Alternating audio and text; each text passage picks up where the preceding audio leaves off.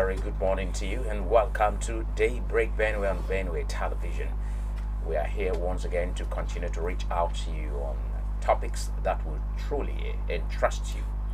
Today's edition of the program intends to talk about the President Tinubu's tasking of the governors on the issue of food security and sundry issues. The President is trying tooth and nail to see that the economy of this country is better. And those to help Mr. President achieve this goal are the executive governors of the state. How can this be achieved is a problem. Remember, the negotiations for national minimum wage is ongoing. The president may seem distracted. Insecurity of lives and property is also a threat on the national boom. And now we have the issue of food security, which is the specific we intend to deal with today. Farmers at the other end will have to do their utmost best to ensure that Nigeria stands. Already as we speak, there is food shortage in the country. And for us to mitigate this, all the actors and players must put hands on deck to be able to address this problem. And then let's look at the issue of food cost in the market and more. These are some of the issues that Nigerians are worried about. We cannot be hungry in our country, the land of our birth. And so for us to do this, we need a robust engagement on what should be done to be able to address the issue of food security in the country. Food is one of the necessities of life. And as it is a necessity, we need to be at our best in trying to produce food for the populace of this great nation. My name is Japhet Kwahom, and already we've started slightly behind schedule, and without waste of time, we'll proceed on a break to have our guests seated so that we can have our discussions ensued in the studios. Let's go on the break. Benue Fashion Show Season 3 is here. It's that time of the year for fashion designers, entrepreneurs, and fashion enthusiasts to shine. This year, sale of forms for the competition begins from 15th April to 30th June 2024. Pick a form at Benue Television, located at Special Duties Wing, Government House, Makudi. Form costs 5,000 Naira only. Stage 1 screening begins on the 6th of July 2024. Great prizes await you. The first prize, 1 million Naira. Second prize, 500,000 Naira. And third prize, 300,000 Naira. All prizes are inclusive of cash and fashion tools. Also, consolation prizes and gift items. For sponsorship, partnership and inquiries, please call Benue TV Marketing on 0906 188 9838 or 0703 794 5569. Benue Fashion Show, embracing fusion fashion. Benue Fashion.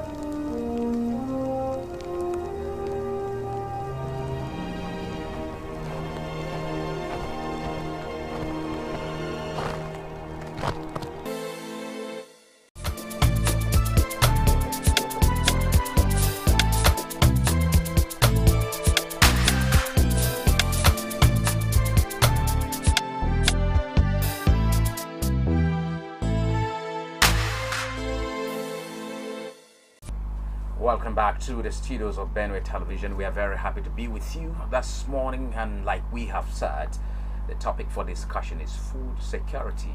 The president has tasked the governors, the 36 state governors, on food security. How this can be achieved is supposed to be the collective responsibility of the governors, so that the president drives his economic blueprint to the level he desires.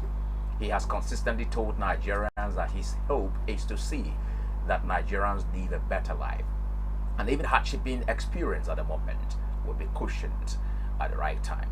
The governors and other economic team of this nation must work together to ensure that the economy is a robust one and people are not hungry and living in penury. And so recently he has tasked the governors to do their utmost best to ensure that food is secured in the country, and of course on sundry issues. Let's get to swim into the real pool of our discussion this morning. I'd like to welcome distinguished Sam Agua, who is a good governance advocate and of course a renowned farmer with dignity. I'd like to welcome you to the studios of Benue Television. Thank you so much. Yes. When you say renowned farmer with dignity, I don't know, we farmers don't seem to have dignity today. No, you have. Because of the many things we are suffering, the insecurity, Yes. the losses and all that. But all the same, I claim it. Yeah, you have to claim it, because after all, we're talking about food today. It No has problem. to do largely with No farming. problem. Now, distinguished Sam, it is no news that Mr. President has consistently said he wants a robust economy for the nation. Well, it is also true that Mr. President has always begged for patience from the citizens. This is marking the second time he is tasking the state governors to do what they need to do for the economy across the subnationals to be better.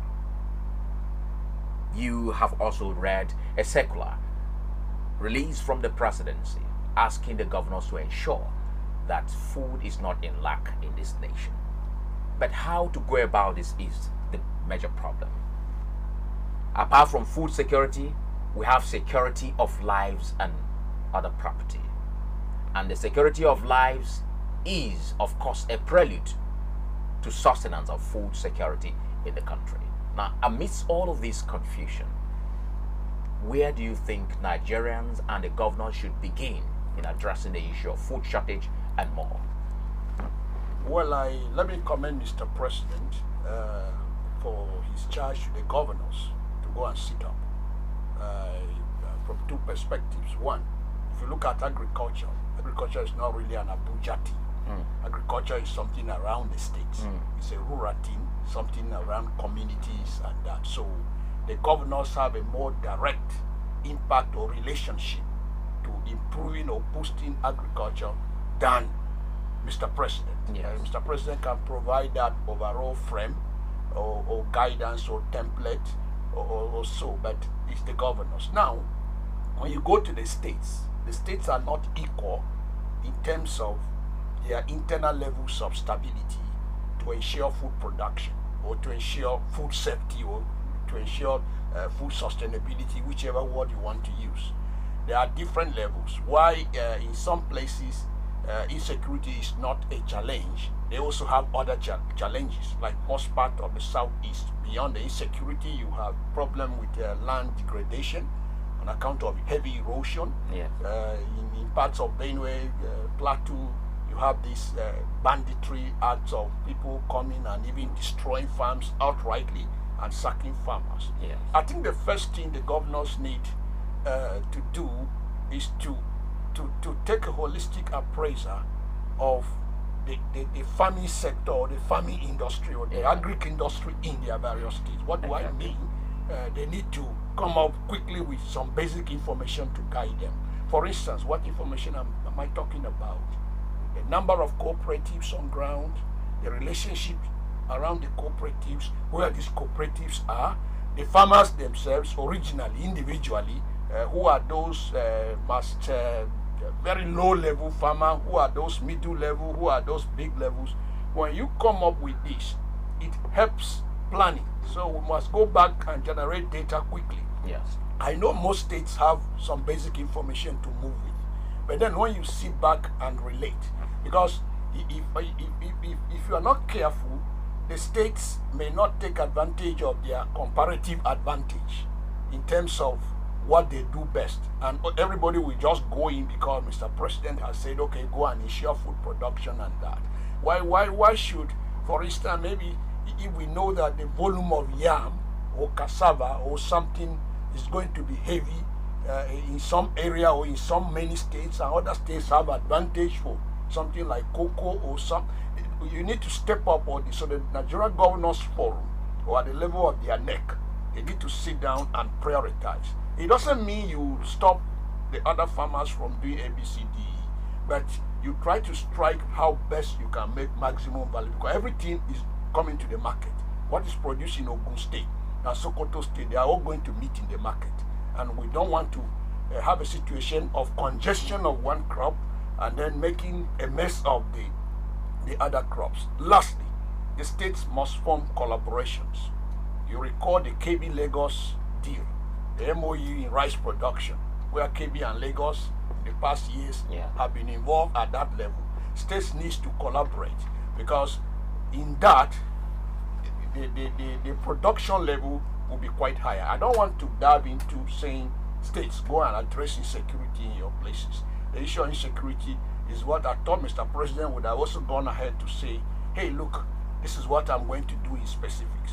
Although I recall the Chief of Army Staff a few days ago told us, or told Nigerians, that they are going to ensure relative level of surveillance to ensure that what they produce is not destroyed or so. But the President needs to come out very clearly on that, because insecurity will still mar any other thing, considering that the graze, what do we say, open grazing is still being practiced, considering that some bandits are so holed up in certain communities that what they do now is to get up, harass citizens and ask for some levies. They will say, okay, give us this, if you don't give us this, this happens to you. So I think largely I spoke about issue of trying to get some basic empirical information around the states. Governors should do that. I also spoke about trying to see how states can collaborate and that. And though you ask for the governors, I'm still pushing it back to Mr. President that please, anything you can do to help the governors protect their farmers, do. I'm not talking security vote here, I'm talking about reaction. For instance, in Benue, we know the major corridors that food is produced. For once, what does it take? Try to cordon those places off militants and bandits so that we can move on. It's all right. Well, I think we need to go on another break so that we can have our second guest join the program this morning. We're talking about Mr. President's tasking the 36 state governors on food security in Nigeria. Food is the basic necessity of life and must be taken seriously. We shall deepen our discussion when we return from the break. Stay with us.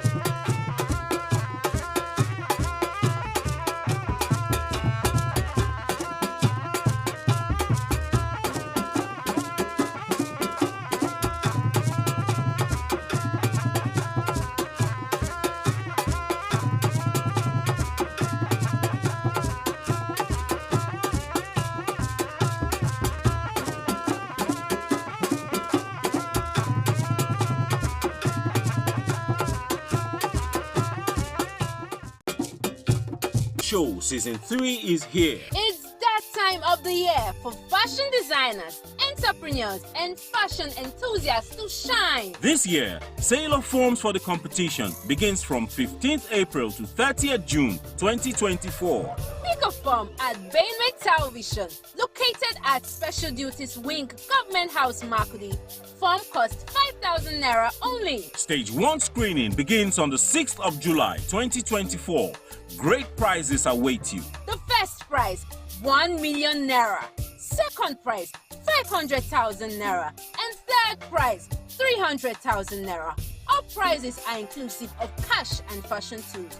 Also, consolation prizes and gift items. For sponsorship, partnership and inquiries, please call Benue TV Marketing on 0906 188 9838 or 0703 794 5569. Benue Fashion Show, embracing fusion fashion. Benue Fashion Show Season 3 is here. It's that time of the year for fashion designers, entrepreneurs, and fashion enthusiasts to shine. This year, sale of forms for the competition begins from 15th April to 30th June 2024. Pick a form at Benue Television, located at Special Duties Wing, Government House, Makudi. Form costs 5,000 naira only. Stage 1 screening begins on the 6th of July 2024. Great prizes await you. The first prize, 1 million naira. Second prize, 500,000 naira. And third prize, 300,000 naira. All prizes are inclusive of cash and fashion tools. Also, consolation prizes and gift items. For sponsorship, partnership, and inquiries, please call Benue TV Marketing on 0906 188 9838 or 0703 794 5569. Benue Fashion Show, embracing fusion fashion.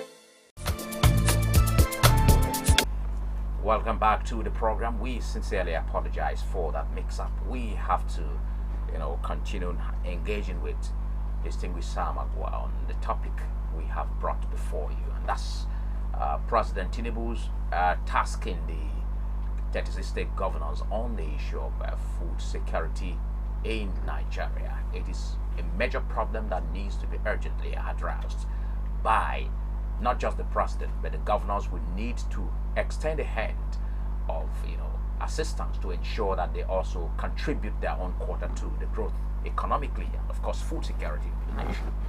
Distinguished Sam, you had spoken very well concerning what needs to be done, but more needs to be done. Yeah, I would want to know specifically how you would want the state governors to come in what specific areas, how should they contribute to ensuring stable and sustainable food production in Nigeria. Virtually every area in food production is deficient, largely. First, but before I move further, let me commend states, because most of them have stepped up. Is land too deficient? No, yes, because where is the land? That bandits, insurgents are sitting on it and are wreaking havoc, and that what we talked on that. We touched on it when we're talking security.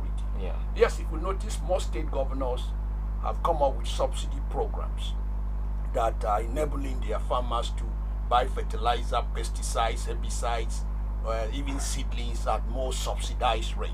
And I think that's significant in itself. But to me, that is not even at the core of it. If the next step I think governors should take, which certainly is going to affect the food agribusiness in Nigeria, all governors have to make up their mind that they are going to be off-takers. What do I mean? Make sure that at least 30% or more of what is produced in your state, you are also ready to buy it. You can use many platforms to do that. Set up some PPP arrangements to do that. What this means is that as we are cropping rice now, or cassava or yam or whatever, state governors should step forward to begin to build structures, warehouse facilities, what you call silos, to enable that what the farmer produces is going to come into these spaces. Not necessarily from the standpoint of government of taking, yes, but the farmer should also have the liberty and the convenience to lodge produce directly in some of these structures, these warehouses, because I produce plenty stuff, I take it to the market, it's almost getting decayed or it's spoiled because I am on my own, though the government was telling me to go and increase food production as a governor and that. So states must step up that we are going to buy off most of the farmers. Two, in doing that, states must make up their mind to regulate middlemen. For instance, we shouldn't expect loads of movement of goods across or from one state to the other in droves at the same time. You know, the middleman will always come, mop up what is in the market and keep somewhere, waiting to bring it out again and sell also to the same farmers. So instead of the middleman, the government should be able to... No, the government should participate with the middleman in that space. How? Which is what I'm saying. I say government should make up its mind to buy a significant proportion of what the rice, the beans, the whatever that the farmer is producing. Government is buying it not to do charity necessarily. Government is buying it to, one, check prices, two, avoid a situation where the farmer that the government has encouraged, or the farmer that has encouraged himself to farm does not operate at a loss. Check the prominence of these middlemen who come in and could take up everything and still end up impoverishing the nation. Because ultimately the aim of Mr. President, I want to believe, is let there be food at least, even if Nigerians cannot have anything. So if government does not come in the space through these ways I'm talking about, having facilities, doing some bit of regulation, participating together with the middleman. I'm not saying government come and kill middleman. No, because a lot of people are involved in that chain to survive. Because the middleman is not just that millionaire. Distinguished Sam, Yeah. can you agree with me that the problem with food security in this country is caused up to 45% by the middleman? Well, I wouldn't know the exact percentage, but what I do know is that the middleman is not exactly, to me, the major cause of food insecurity in the country. But they are responsible for hoarding. No, I know. They are responsible for hoarding. You know, a middleman operates at different tiers. That very farmer is also a middleman in some way, because he too most times will also try to buy something and keep. The only thing is that he doesn't have capacity to buy in trailers or has a big warehouse to stock. We are all involved in this middleman thing. The major problem in the insecurity causing food crisis is that poor infrastructure that is there to enable food to stay longer. I mean, an extended shelf life of food. Yes. And this issue of insecurity. When we talk about insecurity, don't just look at it from the core big-scale banditry alone. Yeah. Right now, for those of us that are village people, one of the biggest problems we are having on our farms is local theft. You have a 1 hectare yam farm. Yes. One day you go and discover that some 100 heaps have already been harvested. Why is it happening now? No, it has always, well, it's increasing more. Good. On Why account the of increase? On account of many issues. Yes. Higher population, general restiveness, breakdown of law and order. Like Mr. President says, subsidy is gone. That's also, all these things are contributing to people trying to survive. So fundamentally, it's not yet the middleman that goes to that market, picks up things yet. He has a big share in this blame or whatever. But I want you to know that fundamentally, right where the farmer is, he is still experiencing post-harvest losses. I produce 100 yams, I'm supposed to have 100 yams, and only 60. That's first fundamental. Before I take the 60 to the middleman, all right, to hoard, he's also a problem, but he's not a problem at the scale we are talking about. Let's reverse. Let's take a reverse and start from where we should start. Let me ask this. Can you tell me, distinguished Sam, let's be very, very straight with the truth. Do you believe... We have not been saying the truth. No, let's say this. Let's keep the truth Okay. on a straight fire. Yeah. You agree with me that there is massive hunger. There is so much hunger in the land. You don't even need to ask the question. Fine. There is. And in fact, let me tell you, right now, the hunger, I've never experienced this level of hunger all my life. Is this year that I have really experienced hunger, where we have to ration. Good. Or rationalize how I eat. Good. Now, the next fundamental question is whose responsibility it is to feed the people constitutionally. Oh, well, I don't know whether constitutionally I don't know what is in the Constitution. I'm aware, however, that the Constitution talks about welfare and security of the. I'm coming, Jafet. Okay, yeah. Welfare and security of the people. I'm not sure the Constitution clearly states who should have the major share in feeding the nation. We should be able to, as individuals, participate in feeding ourselves the same way government participates in helping us feed ourselves. Very well. So to me, it's a mutual thing. Very. But you say constitutional. I Yeah, don't know constitutionally. there's nothing like The that. Constitution says Yes. there is something like that in the Constitution. That it is I'm the not saying- responsibility of the government to ensure welfare. to take care Well- of the basic Yes. needs Yes. of humanity and citizens. Yeah. What are the basic needs of life? Food is on the top burner. And what is the government not doing? Where are the farming Tinubu people? just wait a minute. Yeah. Oh, I think we are. Because we're You're talking so about angry. no, we're talking about You're so food angry. security. You're so angry about how Nigerians are suffering, and I'm only being you're precise. not being. And you're not being. Listen. Yes. Listen. A president called 36 states governors, Yes. or 37, because I guess Minister of Abuja, I don't know whether he attends it or whatever, but calls these men Yes. who are in charge, who are both the problem and solution of Nigeria Good. together, and told them that, look, this is what I'm going to do, A, B, C, D, E. I want to improve infrastructure in this place and in that place. I want to ensure that, in fact, he even set aside 150 billion to procure food and that. And then he's saying, I am not on this journey alone. It is you that should do more to help us come out of this. That means government is trying. Government may not need to go and own farms. Government only needs to come and support the farm owned by you and me to see that there is production.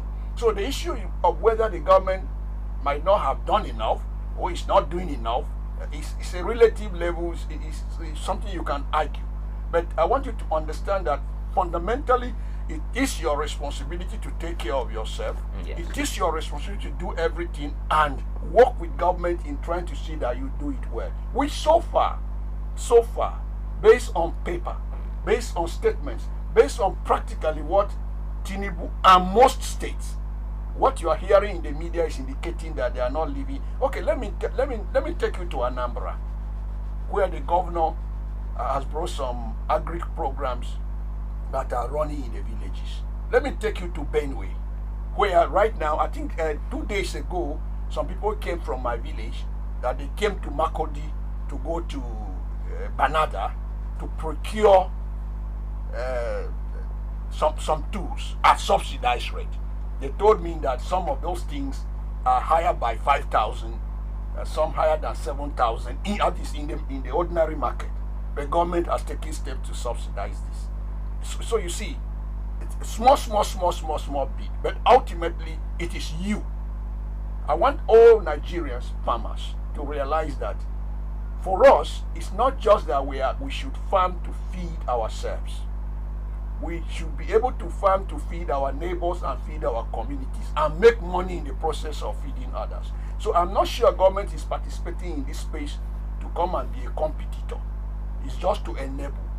I may have issues saying government is not doing enough, because generally I'm not seeing that massive land clearing states are doing. Because for agriculture, for you to produce, to sustain the 200 and something million people we are in this country, we need to have agri lands that are solid and secure. Right now, there's no much.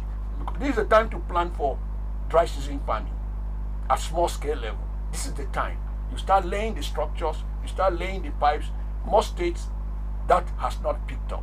Because, and I want to believe, Mr. President, because if you read what one lengthy thing as released by his media aide, you will see that he is genuinely interested. In fact, he's even promising states some more package. In fact, the president has even gone to say, I want to ensure that at least some 100,000 persons per each state get between 50 to 100,000 naira or something. It's local government. Local government, something Yes. like that. Which in itself is an indication that, because if I get that and I'm a local farmer somewhere, I could use that to buy more sacks.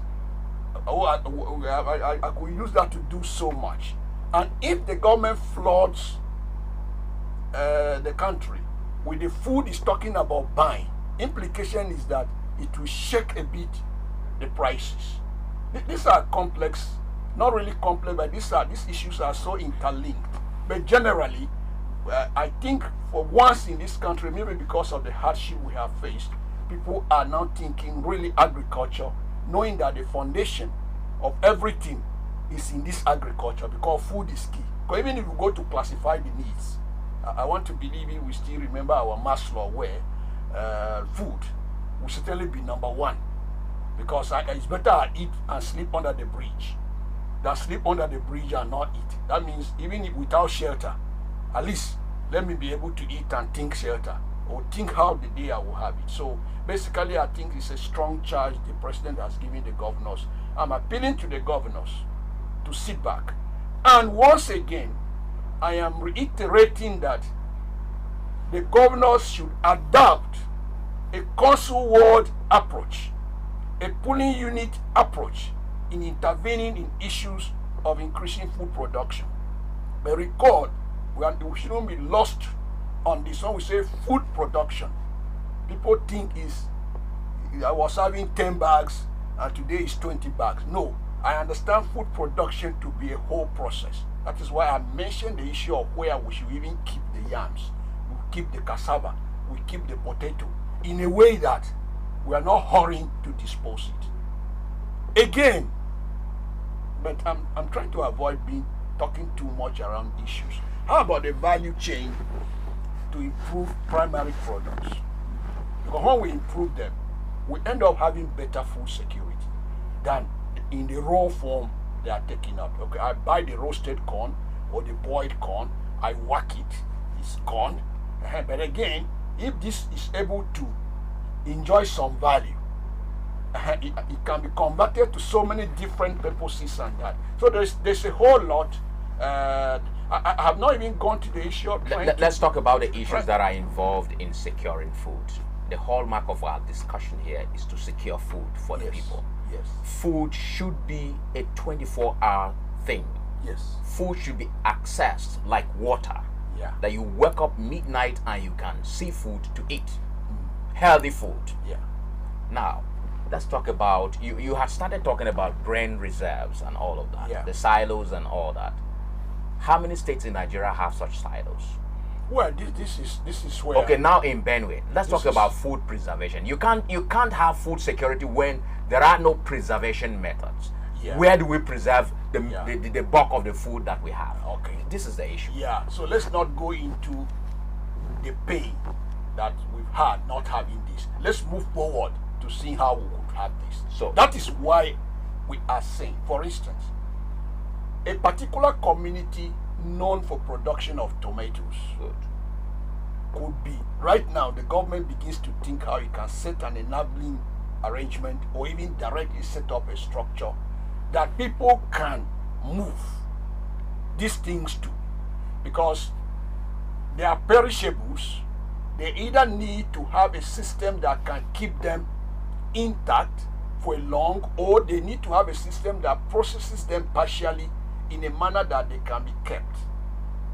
So yes, these facilities or these things, infrastructure seems not to exist across the state, which is what I think President Tinubu is telling the governors. And I am adding to it that, look, let's try to see that food production shouldn't just be a matter of go and produce more rice, go and farm, go and farm. As we are talking go and farm, let us also be referring people to, when you are able to crop under that cooperative unit or local government or council ward unit or that community structure you have, this food, even if you don't want to sell it yet, we can keep it here, maybe at a little token or something.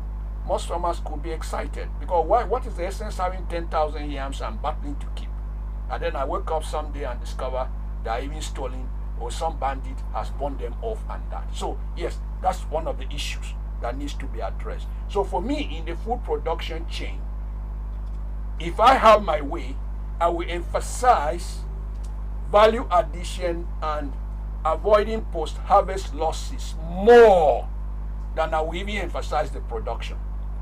Because I still repeat, I find myself, no matter what you do, you experience losses between 20 to 30% minimum, just because of maybe the kind of practices or certain factors you can't have. Because once that yam is cut, it begins to spoil quickly. There's nothing you can do about it. Now you start thinking of converting it to flex or converting it to something, and that this should be ways government comes in. But government coming in is also a broad statement. I would like to suggest to the 36 state governors, go and rejig your civil service. Find a way that a bulk of what you have in the system called civil servants are moved to the local governments. You're not going to incur extra salaries. You build their capacity to become your extension workers. Some people, you run them through a 2 months, 6 months, 7 months, whatever program. I'm coming. Yeah. So that, because we are looking at how to improve food production. I want you to talk more on that extension workers. How many of them do we have in the country? No, I mean, These are no. majors distinguished Sam. Yes. I know that growing up, you could visibly see extension workers Yeah. trying to educate the people, give them orientation on how they can farm and what they could farm per season to get the yield that they need. In your entire local government, who has seen an extension worker moving about to talk to at least That one is farmer? what Samagwa is saying. Yes. Samagwa is saying for the farmer to cut down on wastages, for the farmer to have more informed knowledge about what he's doing. Because they have knowledge, but they only need some extra knowledge on better ways of doing things. Why can't we raise extension workers? And I'm suggesting the best way to raise extension workers is, yes, you can get in fresh graduates, build their capacities. They have some certificate course in something because they are educated, they are learned, they understand the language of the people. They can go and support them. But I am further suggesting, because if you go to some local governments, you see some 300, 400 staff in a local government in Nigeria. Doing what? So I am trying to say that if we are prioritizing agriculture, let's prioritize factoring the human capital, the human resources technically that will be involved. That's so right. that the extension workers, the same way growing up in the village, some of them will even come and be helping you on the farm and showing you how to pour your fertilizer, and that begins to be effective. So let's not just focus on existing farmer go and produce. Let's see how their capacity keeps going up, because there's something about an educated person trained that understand, that can surf the internet, that can look at examples elsewhere, impacting on a common farmer in the village. There's something new. Maybe some of them, what they are doing that could have given them more than 10 tubers. They don't know it. So you that have this knowledge now comes in. So that is one clever way to do. Let's stock our agriculture at the council wards, at the polling units so strong with extension personnel. That's right. And if you don't want to get additional layer of cost as a state governor anywhere in the country, you can yank that from the civil service, from the local government system, post them around, and because they are still part of your staff. It's all right. So no additional thing other than the capacity you build for them Very to well help the then. farmers. I think we're due for a break once more. We'll be back very shortly to continue with the program. It's the Daybreak Benue on Benue Television, and we're talking food security and the president has already tasked the governors on what to do to be able to mitigate food shortage in the land. We'll be back shortly.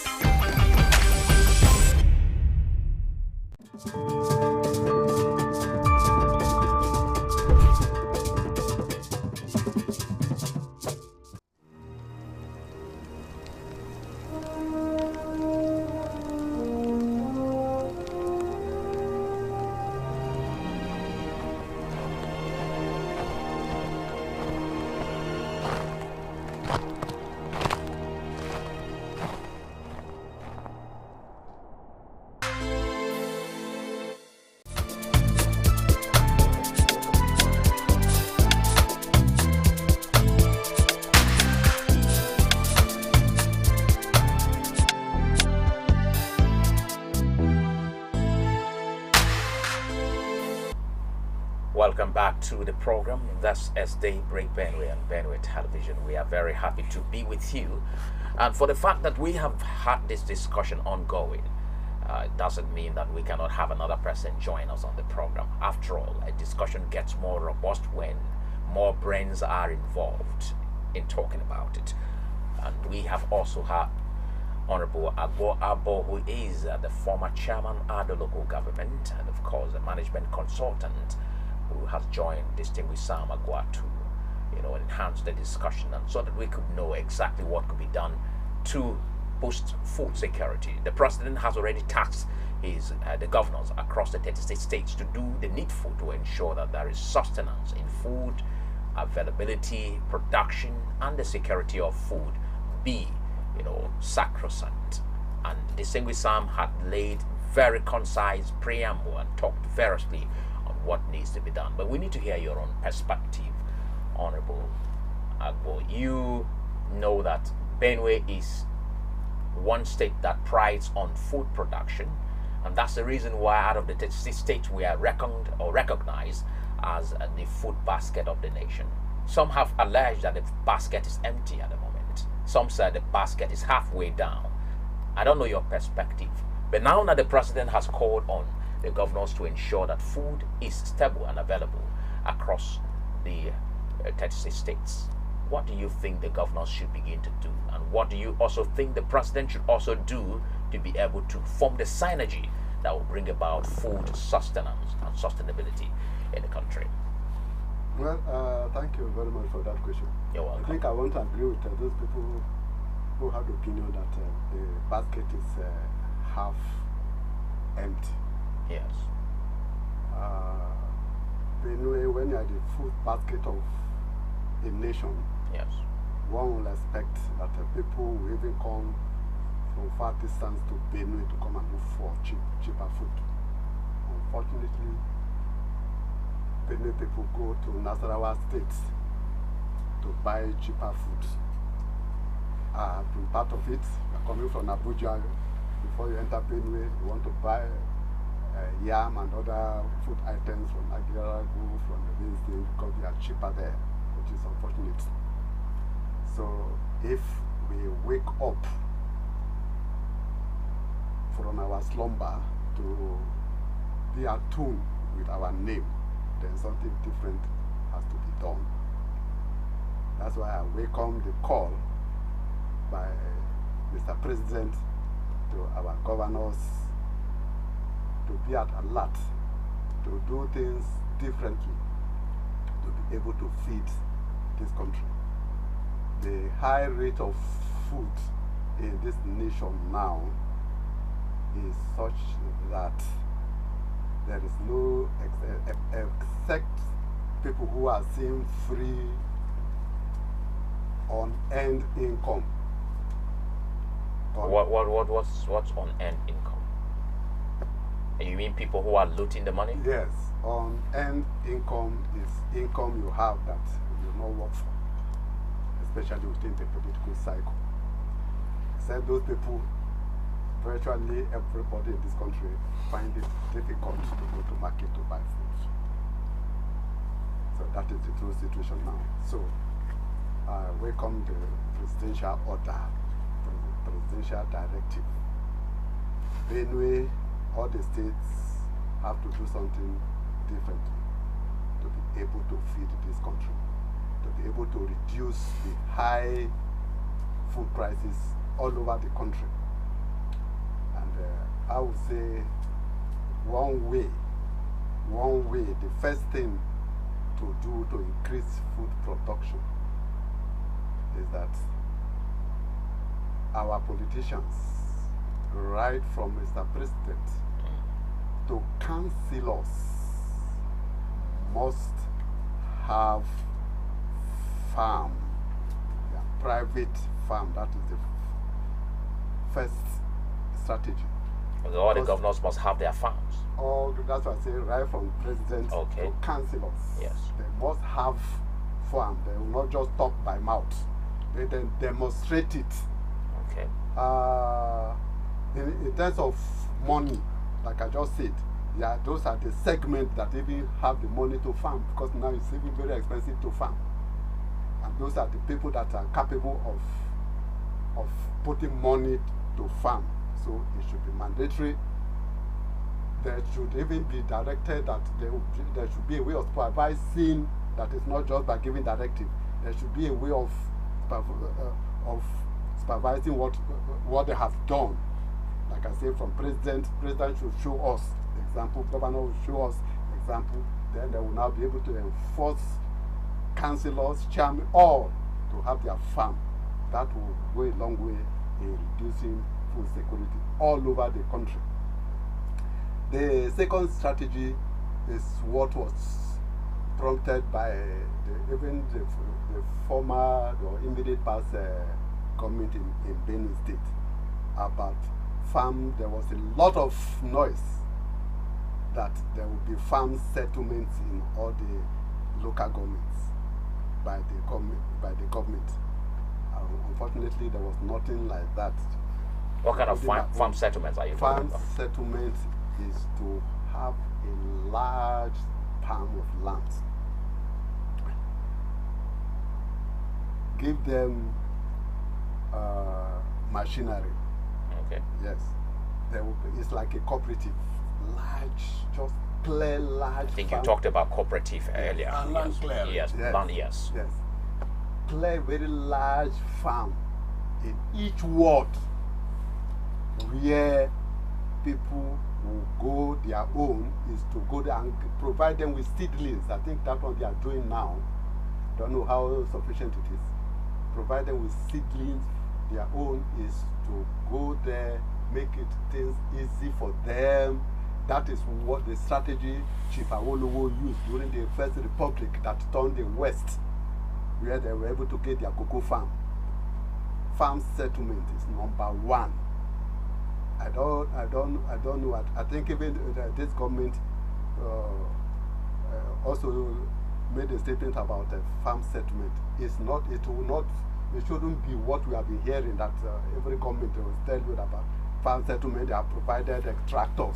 We want these tractors at the local government. Over the years, I would say, since using my own local government, I have not seen a government contractor say coming to clear land. This should be done now if we are to improve the food calamity in this country. It's all right. Now, distinguished Sam, you've heard what he has said, but he mentioned something that I would want you to take on there.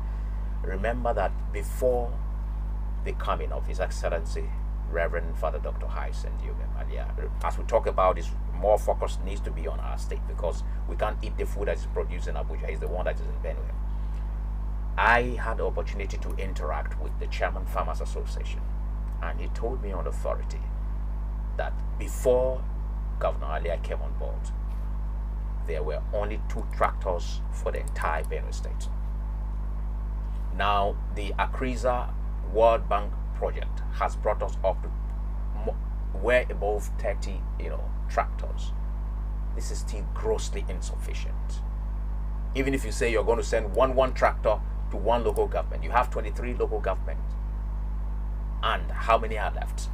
And every local government needs nothing more than at least 100 tractors to be able to farm massively. So when we talk about food security and we find ourselves in this very messy situation, do we think we are ready for a discussion like food security when we do not have the machinery to be able to propel this to that level that we're talking about? Well, machinery is key, but I don't think that is what is key uppermost. He mentioned something that is fundamental. Where is the land that you want to take the tractor to? A tractor, a conventional tractor we know, is supposed to crop vast expanse of lands. Now, if there is no land clearing program, the tractor you are talking about will even be grossly underutilized, because in Benue today, you hardly, in most farming areas, you hardly may go up to a kilometer. There are always restrictions. Like in most part of somebody's house, as you are trying to farm, you meet somebody's house. So you see, it's a complex thing. And sometimes the tractor, the conventional one, is even more complex. Now we have some hand mowers or more portable tractors that can move. But I think, to me, it's not whether if we have 100 tractors, that may be it.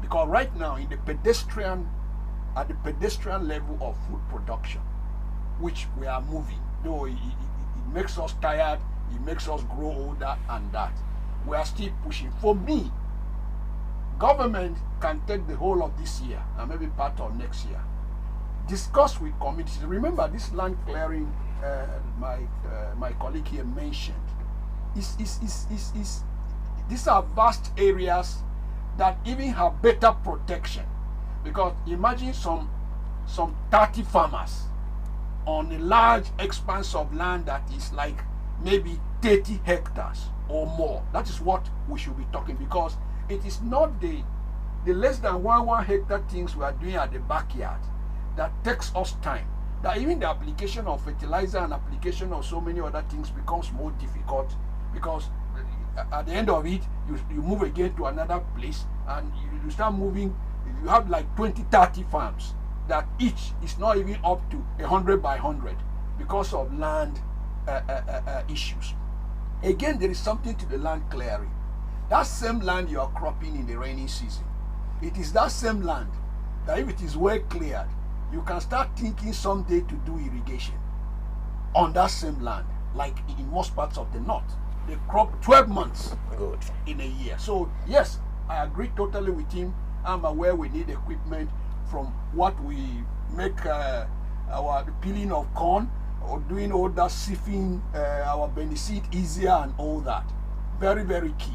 But I think what is more key is let's have places in Benue. He suggests the 23 LGS, which is good. Yeah. Although these LGS are not all weighted in the same way. Like where I come from in Vandika local government, I want to tell you on authority that I doubt you can have some 2 kilometers without meeting the rocks, without hitting either somebody's house or somebody's thing and that.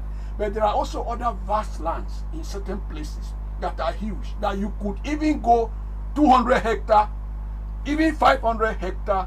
That is what the guy here mentioned. Yes. So to me, this is foundational. It is more foundational than I rush now and I distribute 50-50 tractors per local government.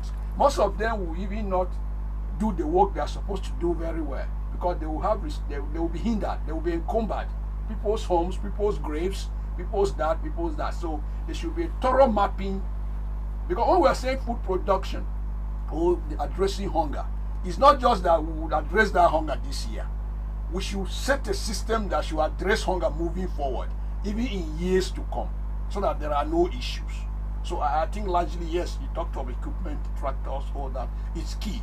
But to me, let's first do what is needful. Let's have that structure. In Benue food basket, at least we should be able to brag that there is some, if you like, 50,000 hectares of land, 100, those.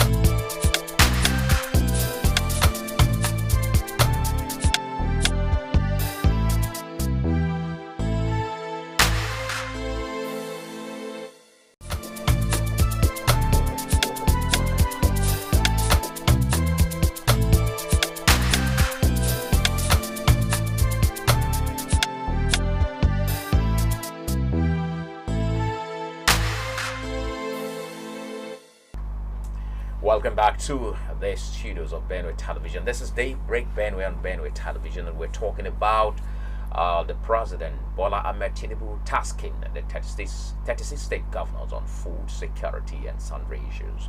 The President has asked them, go back to your various states and ensure that there is full availability of food for the people to consume and be happy people. And we were talking about some other aspect of this. I wanted to ask the question before we went on that sudden break. Honorable Agbo, what were we doing before? Because before the advent of oil, before the discovery of oil, I think that's 1958, right? 1956, when oil was discovered. Yes. We were surviving on agriculture. We were doing excellently well. That's what I have read in the books. Yes. Why was it so easy for people who were going about the crude aspect of agriculture, not lacking food?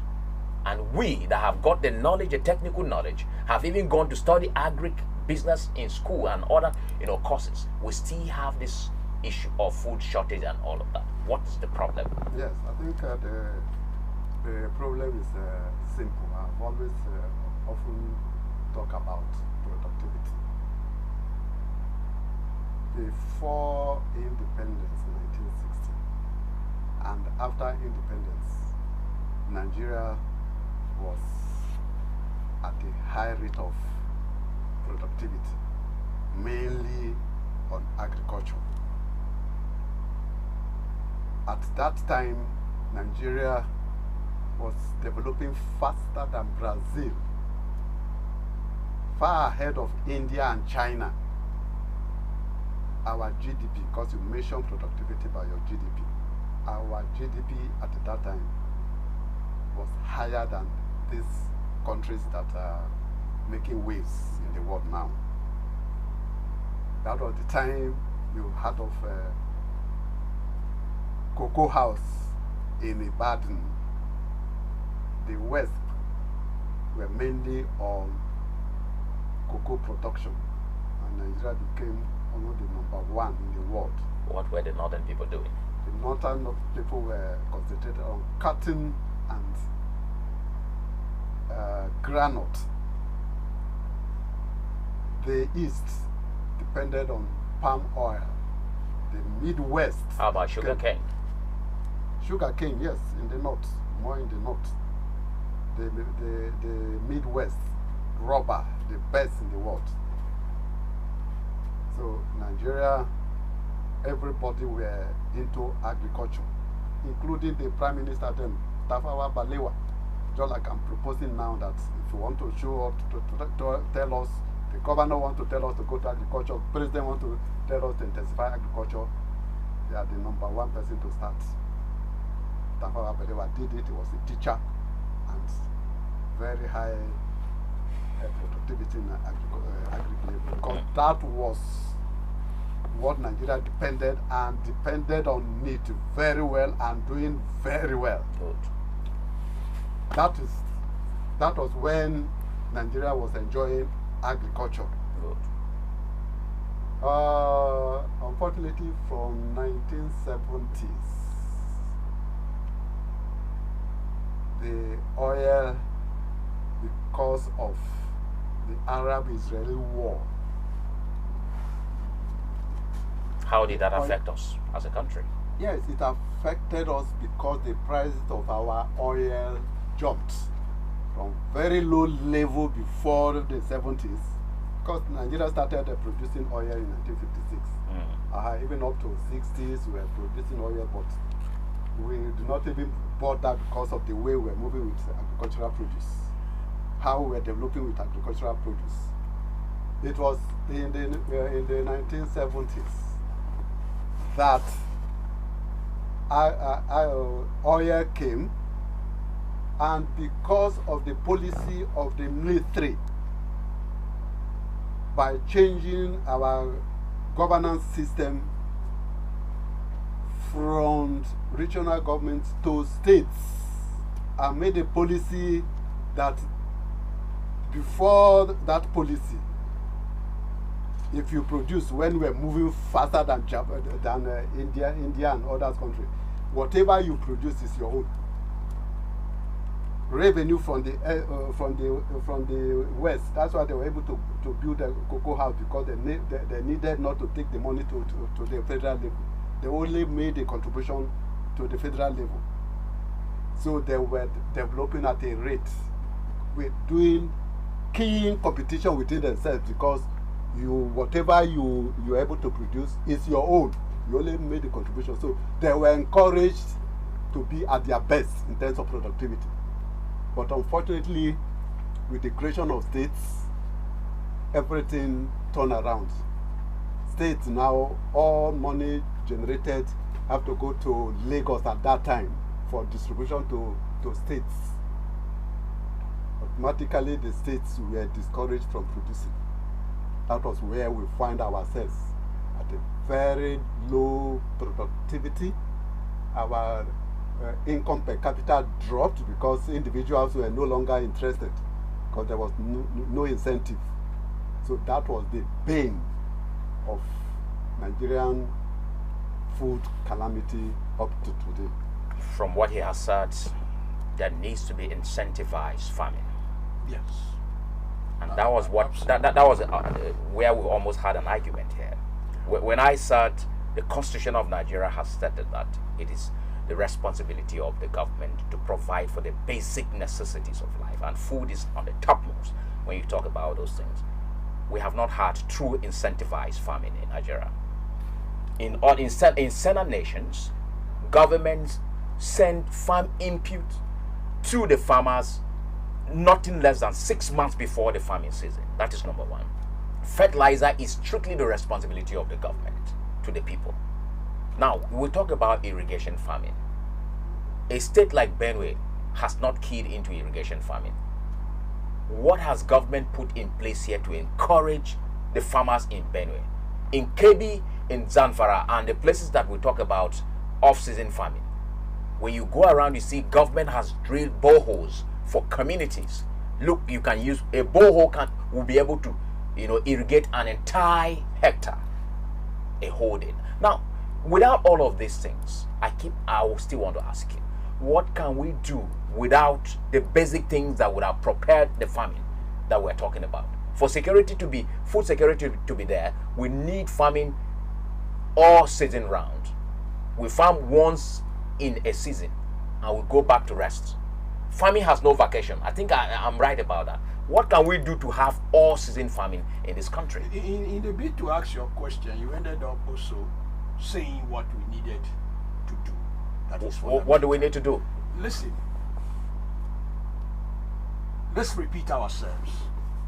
We need land to farm. It looks like we have land, but myself and Oga here, we are saying no in quote, because that land is not yet okay for the farming. It is portions, patches, here and there, here and there, here and there. So it takes a lot. It takes a lot of effort. We need to ensure that land is available in a manner that I can just go now and pay a little token and have a portion carved for me to go into farming. That is where we are talking about government enabling these processes. That is the first key thing. Any other thing, farm implements, inputs, all these are secondary, because people collect these inputs sometimes. They are not sufficient. For some, they are even sufficient, because they will take so much, because there's no record, there's no documentation. You don't even know the kind of hectares you are using. They may go, some will end up having shortage of maize seedlings. It will not be sufficient. Some may crop so small, maybe give it to the other person, and that. We want to organize farming. If farming is organized in such a way that you can sit on a computer here and know what is happening in Agdo more clearly in very specific levels, that's key issue. You talked about irrigation and all that.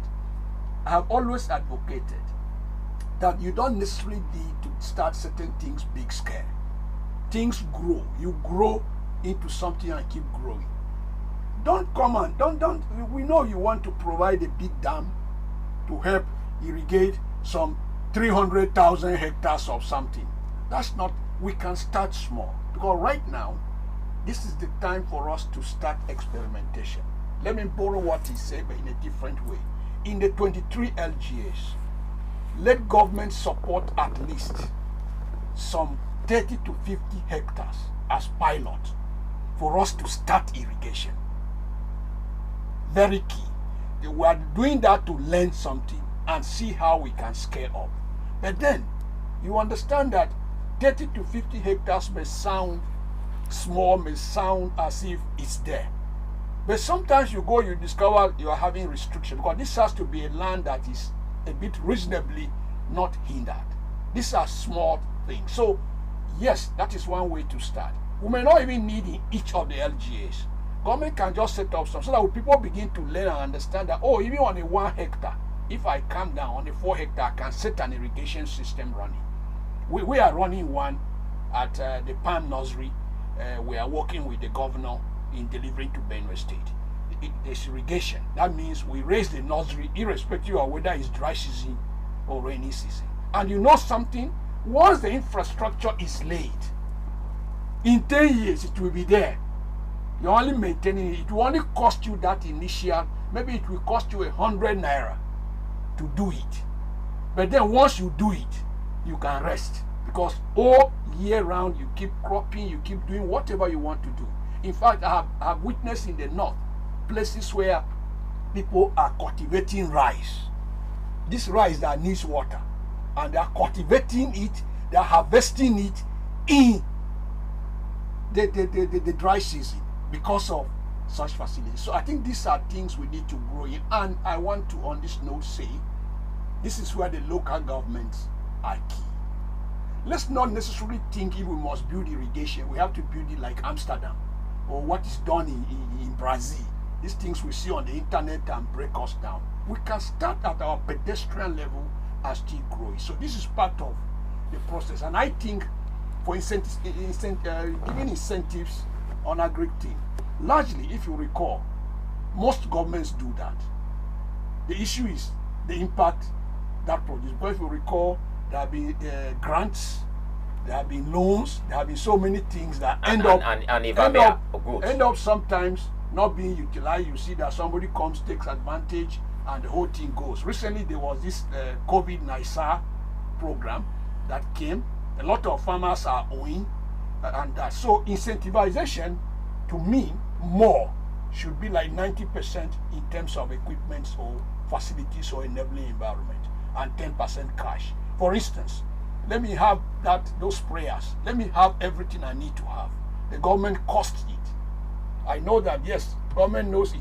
That's giving 300,000 to me based on these items, and maybe some little token to support, maybe if I need to hire labor. Government keeps an eye so that at the end of it, since this is not supposed to be entirely a welfare program, I'm able to also pay back. The system is recharged so that another person can benefit or the same me can benefit. To me, I see incentives work better this way. And lastly, the most important incentive is not even that you have given me a tractor or you have supported me in all these barriers. The most important incentive is capacity. What does capacity mean? Let me explain capacity. Good. Especially the business side of capacity. I know how to crop my maize. I know how to do my cassava. But I don't know how to even predict the market. I don't even know how to store. I don't know what best way. So we need to give farmers this education. That is why I'm advocating that if you don't want to raise fresh extension workers to be in the console walls and in the pulling booths, those little levels supporting and telling us how we should produce fish better or do something better, get into the civil service and cut off a chunk of that from the state and local government, take them through some training over a period, release them to work in rural areas. Because if agriculture is key and it's our culture and we need to address hunger, we have to look at it not just that a tractor is stationed, but I have the brain to understand what I'm doing. That's all right. Now, Honorable Agbo, you observe from what he has said, it's very clear that most of the times what is meant for the farmer doesn't get to him. We have grants that have been, let's reference the Anchor Borrower Scheme. Senators enjoy from the Anchor Borrower Scheme.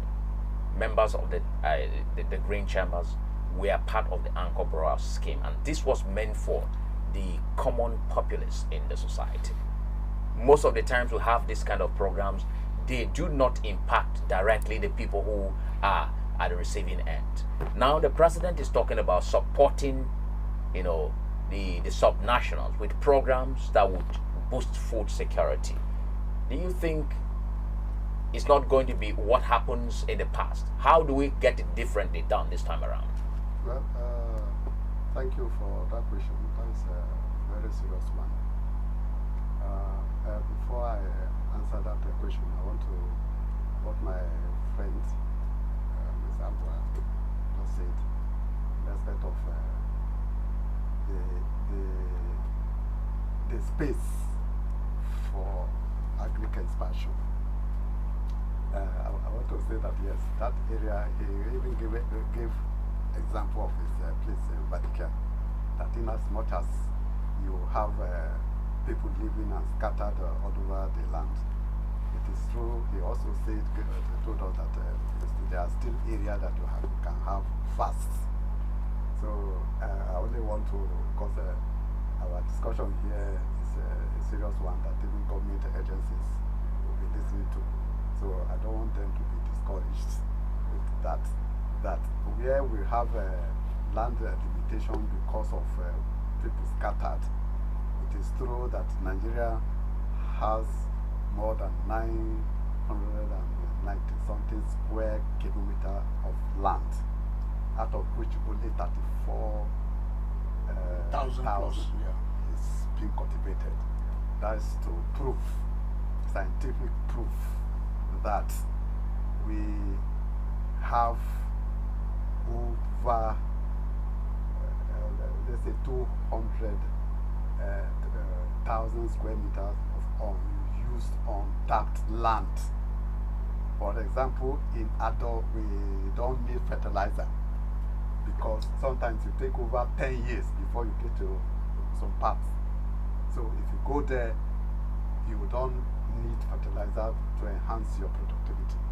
So when we have ample space for agriculture, something if you want to feed the whole Nigerian, Benue can do it.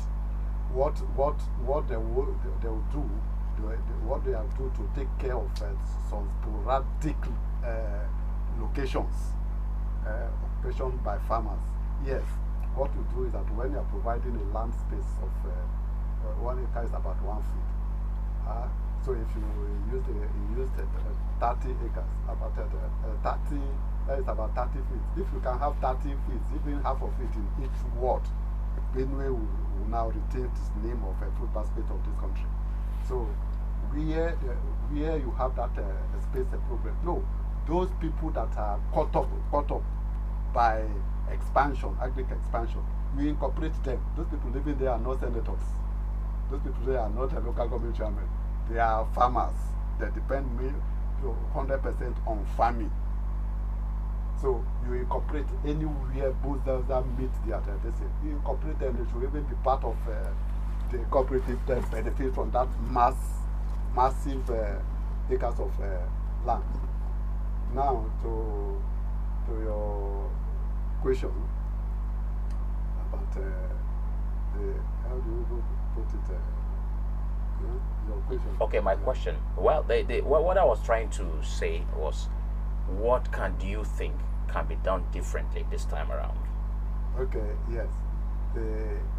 It was in relation yes.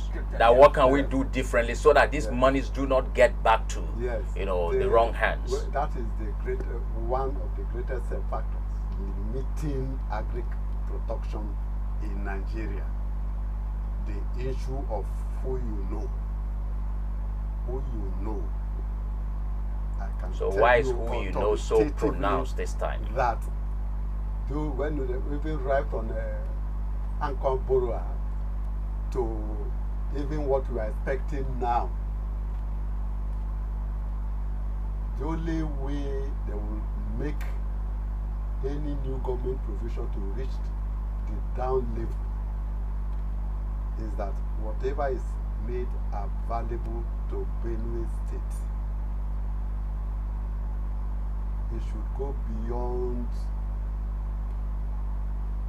what we have been experiencing. How can that be actualized? Each local government should have a committee made up of traditional rulers,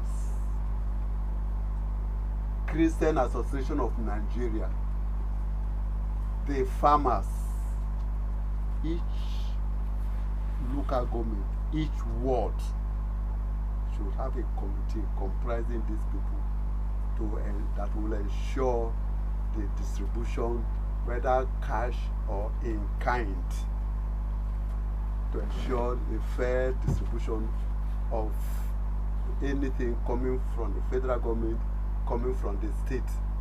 Or else, what we see in practice is that when anything comes to even the local governments, the politicians will sit down in their homes and write out people to benefit. And in writing out those names, they don't consider the real farmers. Rather, they consider their relations and put and present them as beneficiaries of anything coming from government is decided by sometimes by one person in the local government, which is the worst thing you can ever have. A situation where one person, because it's either the highest political office holder, is there, they want to decide who are the beneficiaries. That have been killing Nigeria, that have been killing Benue State, where things comes and it's only 1 or 2 persons that decide the beneficiaries. You can never get a result from that system, because they just fill that place with people who cannot even utilize what is coming. But because they are related, they just put their names, ignoring the real farmers. Good. And that has been a fundamental problem to the growth of agriculture and food security in the land. If I may even chip in. Yes. Before, when we started the program, I told you about a structure that exists that we can leverage.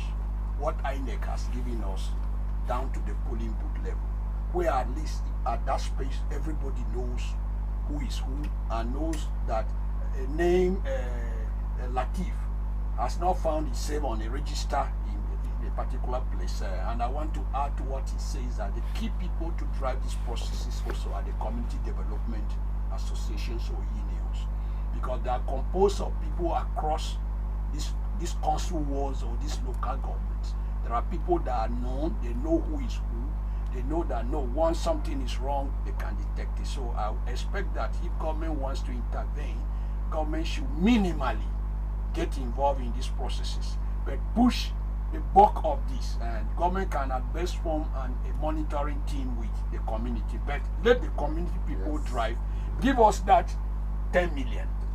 We know what to do, because we know how we used to share our cow. We know how to do things and they go around. We know who is the farmer, who is doing beans, who is doing rice, who is doing tomato. We know.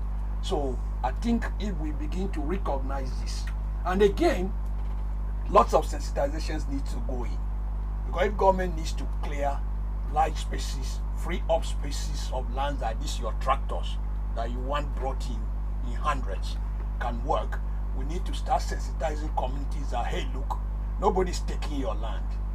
All we want to do simply is to have bigger spaces for you. You will also be involved on your land. You see, the problem is that people just think when you clear land, or maybe they practiced before. No, government is not clearing land from the standpoint that Benue State government, this is my land. It's clearing it for the communities. It's an enabling environment, an incentive. So that means even where people are settled, they are already formed part of the farm center Oga was advocating here, that government has been promising us, so that we are all living on the farm. After all, we are rural people. What connects us is our home and our farm and our market and our that. So in that way, it can be quite exciting. So fundamental things first. Let's It's not all just right. rush into those big tractors. Now, apart from this, there's another thing that we need to address. Knowing what to farm is a big problem in this country. People seem to pay more attention. Don't you see that people seem to pay more attention on the production of staple food? Because that is what is trending. That is what at the pedestrian level. But other food types too are really, very important. No, there is something in your culture. You have an agriculture. Yes. If you want to break into it, to open it up, let us suddenly begin to know that yes, we can do cucumber, we can do watermelon, we can do this. We need to come and talk to the people and explain to them at that level that look, this can give you better money than this one. For instance,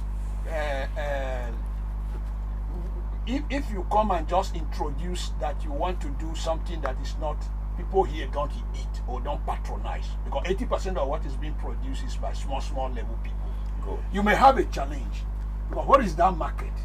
So people must first, that's why when I was talking about empowering people with knowledge to know and read the market. Yes. Like I'll give you my practical example in farming.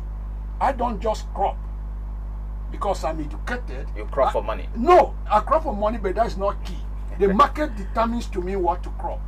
And that's to say that you crop for money. That's what I'm saying. Yes. I try to do it. So if I discover that beans will be good for me based on my forecasting and predictions, I will do beans. I will not traditionally just go and do yam because we are known for yam. You see how even yam is killing us here. The effort you put into producing that yam, I will spend half of that effort or less to produce other things. So it takes a lot. You remember that sometime not long ago in this country, because time is fast running out, and so we have to briefly try to wrap up. You remember that in this country we were so pronounced and renowned for the production of Benue seed. Yes. Benue seed was a thing of pride and recognized with the Benue people. There was a time there was high level production of millet. And you know how very useful millet is in very many factories. It's a hot cake. Very hot cake. What has happened? Is it that the lands are not good for the production of this again? We were also renowned for the production of sorghum. That's like guinea corn. And within a short span of time, we have lost all of this. If we say that it's our culture to produce all these things, what has happened to this product that I have mentioned here? They are almost becoming extinct. A bag of millet now goes for over 300,000. So what's happening? I think that is the whole essence of our discussion here. That question is the whole essence of our discussion here. That one, Benue State is not living up to this expectation about food productivity and to earn that name Food Basket of Nigeria. And I put it before that it's not just laxity on Benue State and even other states, but the lack of incentive to go into full agriculture, even from federal government, by giving us feeding, spoon feeding all the states. If I'm in my house and the end of the month, you come and package one bag of rice, package one bag of beans, package this and possibly put say for your rent if you don't have a house. This month, this is 200,000 for your rent every month. If you bring it, then what do I go out to do when you have provided me with everything? So the general reason for low productivity of food in Nigeria as a whole, in general and Benue in particular, is that there is no way have been spoon-fed for a long time because of our oil money. It is because our oil money is reducing now that we want to remember what we were depending on. That is why there's a new cry, go into agriculture, because that is the new gold. The other gold is reducing. It's not giving us sufficient money now to pay our bills at the national level. For things to change, Benue State, other states must remove they call it adjust your chief, go to farm. Yes. Like I said, all police, right from the president, governor to councillors, have a farm mandatorily to contribute in reducing food insecurity in this country. We have depended solely on oil revenue, and oil revenue is failing us. The one that is natural that cannot fail us is our land, is our agriculture. So let's talk about ourselves now before we exit the stage. What do you intend to contribute to your community in Vandika towards the farming? That's because food security, you said here, you posited, is a collective responsibility. What do you intend to contribute to your own community, Vandika, in trying to see that food security is boosted? Well, you asked personal, so let me answer personal. Yeah, go ahead. I have a cooperative. It's running. We empower people. And farmers are tapping into it. Cooperative for farmers. It's okay. Of course. But remember, Kili, our focus is to let people see the agribusiness side of agriculture. This we have been doing around conversations, lots of dialogue going on. I won't go into It's other all right. things. Having a cooperative in itself is a huge project, and I know that a lot of And farmers it's will growing, benefit. it's growing, and recently we are making people to understand that, hey, this conventional farming, why can't you tap into things like the oil palm? So I It will take you was after all never wrong when I said you are a farmer with dignity. Let's get to you, No, Honorable. not dignity. We don't have. You have money. said it all. The herdsmen Let- are keep the herdsmen are. Let's taking hear from everything. an So, Honorable Abo. You have been the former chairman of Ado local government. It is expected that you will always return to the ancestors in Thanksgiving. What have you done recently in your own little way to contribute to the farming activities of Ado local government? Well, I will tell you that I used to say that yes, I criticize even at the national level things at the national level. The criticism that is constructive criticism, because when I criticize, I give solutions. Yes. Yes. I love farming. For over 15 years I spent in Lagos. People can testify even between this. I had, in fact, there's a portion of a very vast land called Ojaba. I had farm, yam, cassava. To the extent that most of the time, especially those times that sometimes you will feel from Lagos, I still remember from Lagos to Benue State, I will fill my official car with 70 naira fuel. I used to come home almost every 2 weeks to come and load my yam, my cassava. I was not buying food. Even How much was a liter of fuel then? How much was a liter? Well, of fuel? 56 kobo. 1960, yes. In the 1990s, Yes. it was in kobo. It was during Babajida that this was raised to 1 naira something per night. This in Abacha raised it to 3 naira, 25 naira, 3 naira. So you moved without even thinking of whether you have money for fuel. So You can see that the times have changed Yes. significantly, Yeah. and we need to change. And right now, I have my cassava farm in my village, in my ward. I have cassava farm. In Makodi here, I have some empty land. I don't buy rice. So when people are talking that the rice is whether it's 3,000. You're not feeling it. I don't feel it because Yes. I have. But sometimes we need to share the food with the people so that they don't feel. I have rice. I have cassava. All those things. It is then I knew that on the way to Naka Road, there's a place they produce gari. I just ask people, go and load my cassava, go there and this thing. I don't buy.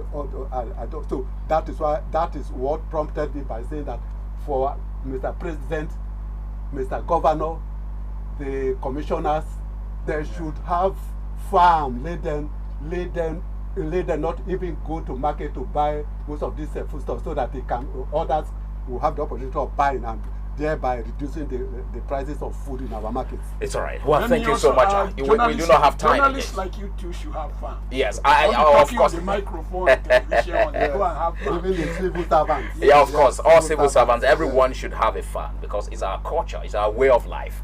Well, I must thank you very much. I must appreciate you former chairman Ado Local Government, and of course management consultant, Honorable Agboabo, for being here this morning once again to speak to Nigeria and of course Benue on what needs to be done when it comes to food security.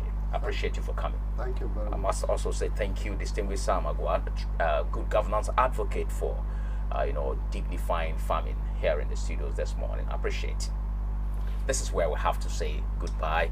Many thanks to all of you for your followership, and of course, those at the back end, we want to say thank you for your support.